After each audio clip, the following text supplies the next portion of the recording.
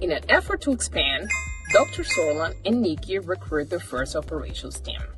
The team includes an administrative assistant to handle paperwork, a lab technician to carry out experiments, a business developer to foster partnerships and seek new growth opportunities, and a project manager to track progress and document meetings. As time goes by, investors remain skeptical and reluctant to fund the venture. Critical elements like the quality management system are still not in place, no clear user needs have been identified, and product requirements remain undefined.